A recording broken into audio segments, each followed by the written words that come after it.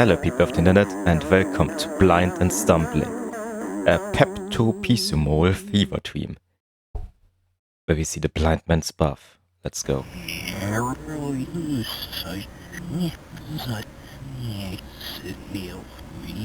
Yeah. Revolutionize the world, blah blah blah, participate. Science have blah blah blah, there's new science, and you can join the great human experiment. Oh, how about this game experiment that is definitely going to be pretty pink. You woke up on a luxurious piece of cardboard outside of your front door. You spent the night in vigilance, guarding the house from the faceless monsters that might intrude and rearrange your furniture. P.S. The sun rose, mocking you in his constancy. You were able to get 2 hours of sleep, shaking off the guilt of giving into weak human needs, of consuming whatever twat we did to see that. You feel the hunger upon you, and decide to scrounge around for something to shove into your gullet. You can already tell that this is going to be a weird game, right? But let's continue. There's nothing here that calls out to you. You let out a scream of frustration and return to open the fridge 5 more times, hoping beyond hope that something new might catch your eye. This familiar act of futility yields nothing. You scream again, scaring the applesauce in the process. Oh no, I scared the applesauce. Guilt descends you and you spend 45 minutes consoling the new applesauce. Don't worry, applesauce, everything is going to be okay. You're going to end up on a beautiful piece of bread. Until you remember the book of the law. I, 48. I hate the consoled, the consoler. Guilt descends again, and you retreat to your bedroom to see what sustenances might be found.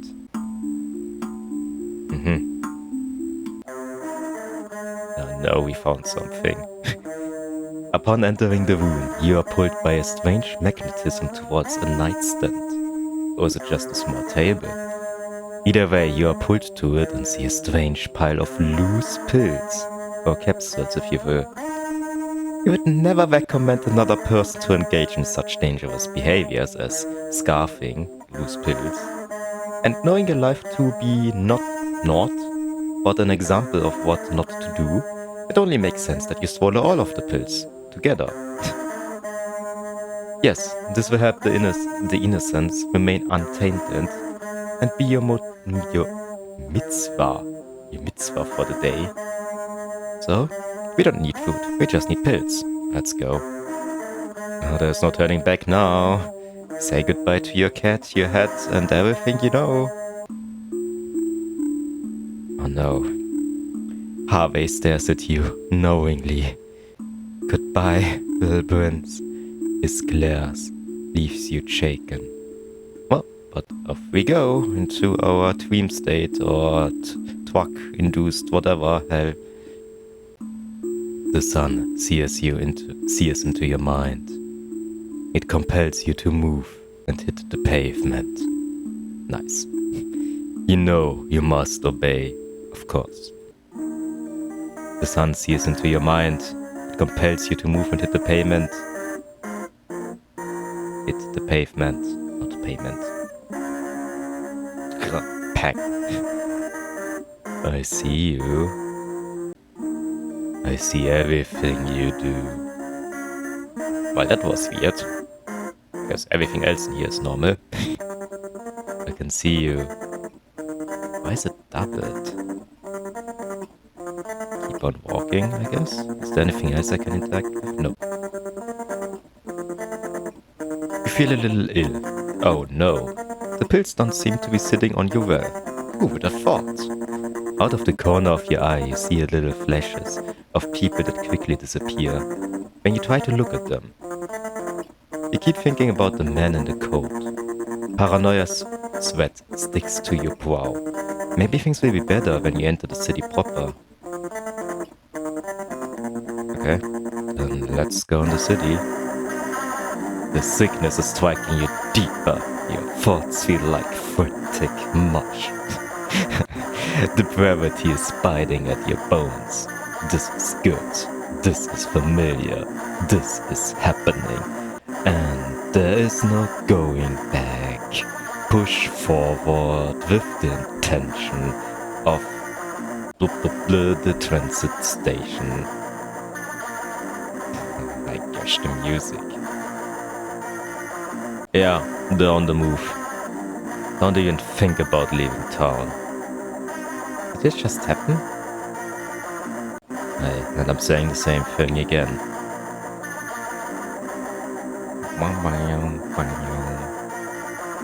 Let's go buy some food, I guess?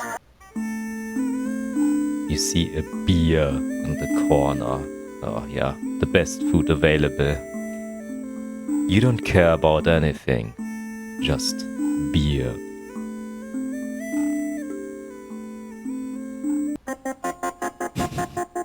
The alcohol potentiated the pills in your gullet. You blacked out and entered a reverie. Well, shit.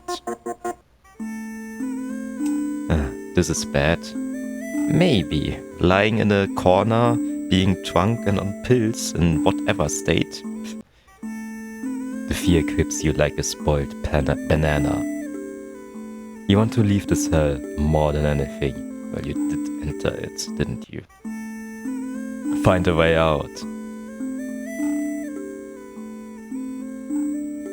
Is it the Teletubby?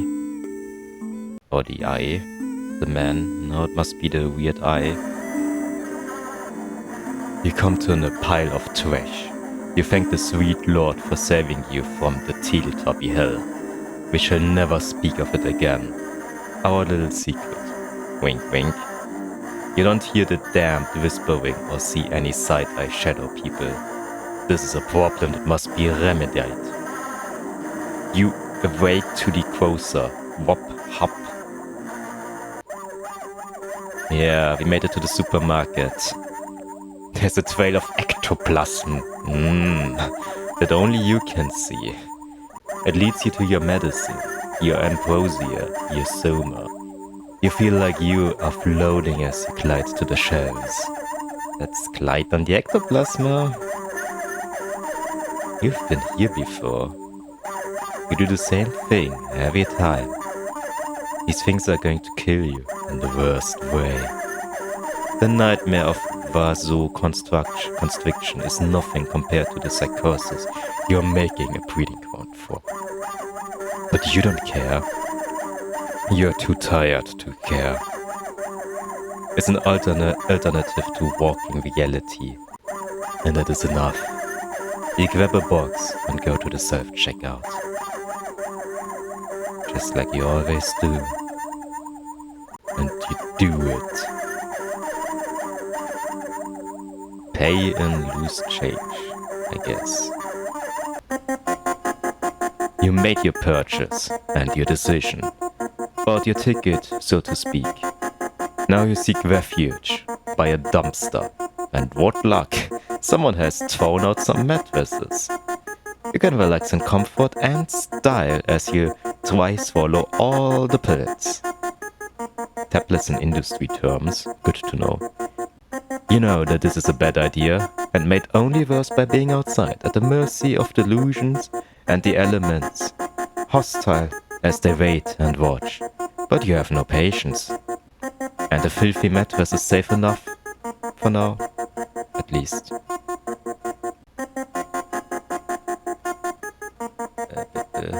You leave the dumpster after wallowing in filth for 45 minutes, just like at home.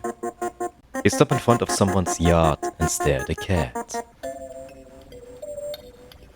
Wow, that's a pretty cat. It just looks like a cat. It has paws, a tail, and a head. Schmappy kittles. Your mind is feeling like eat meal, being roughly stirred by a laughing shadow. Mouthless beings laugh at food. This we know. You feel amazingly content to stare at the cat that seems frozen amid strife. Dying dirts. What the fuck are dying dirts? Your brain hurts, a pain worthy of trepanation. You commend to the doctor in your mind. He knows you're a squirmy junk liar and withholds his lollipop jar.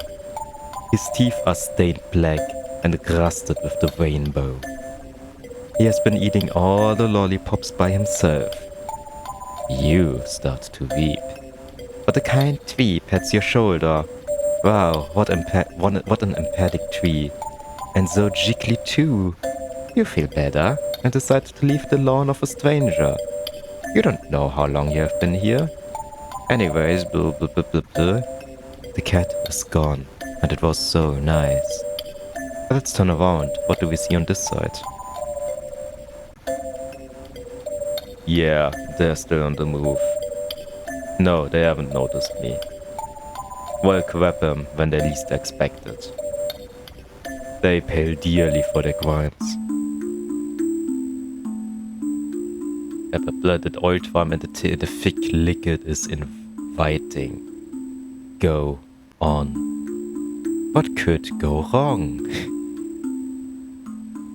There's a bunch of barrels. I guess we are going to... You have the god first.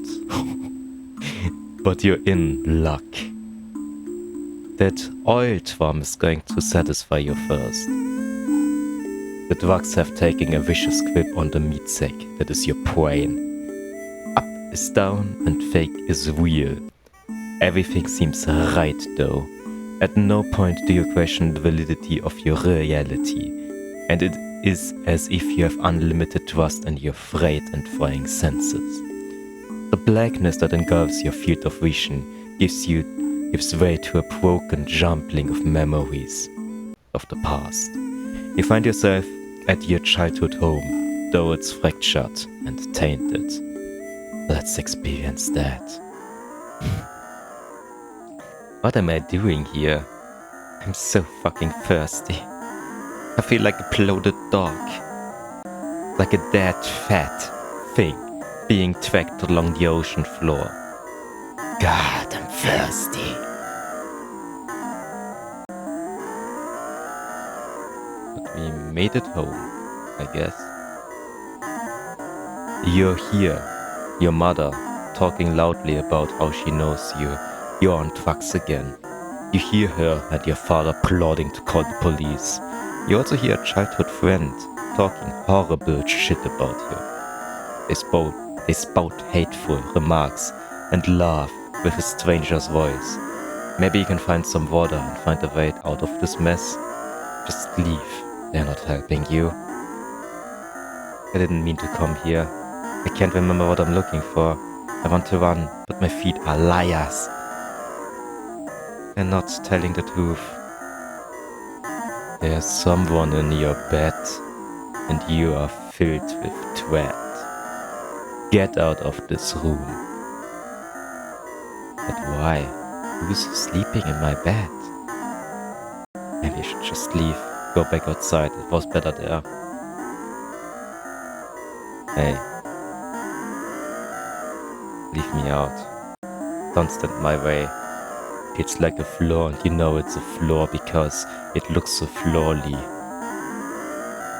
The floor is a floor, and it is always a floor, and it acts like a floor, and it looks like a floor, and it feels like a floor, and you know it's a floor because it's a floor.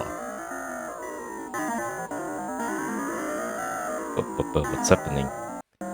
You see a scene playing out before your eyes over and over again. The devil is chasing a strange woman. But this seems normal. This seems fine. Everything's okay. You just watch it impassable and slack. Like room temperatures. Cold cuts on a dirty floor. You watch it till the sun collapses on itself and the age of man comes to an end. You watch for a while. And then you just continue going. Yes, clearly the devil eating a woman, I can agree to that.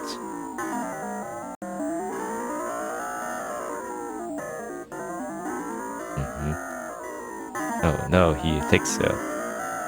And yeah. Okay. Oh no, it's the man again. Stop staying in my way. I know exactly what I'm doing and you're not stopping me. Weren't you just in this room? Why do you keep wandering around? You are moved by a compulsion, a strange certainty that there is somewhere you need to be. You know you need to be somewhere, but if you were asking to elaborate on this point, you would become filled with confusion and frustration. All thought would be scattered by the pressing urge to go wherever it is you need to go. You are pulled by an unknown magnet, and fuck anyone who gets in your way. Leave me, I need to move. Still hear them talking threats of jail and mental institutions. Twist about the spirals of your inner ear. You're fading out of this place though, being lifted to some strange beyond. You feel like your heart is caving in and the warmth spreads across your legs and thighs. Ew. It is most likely urine, but it could be blood. You taste blood. You like the taste of blood.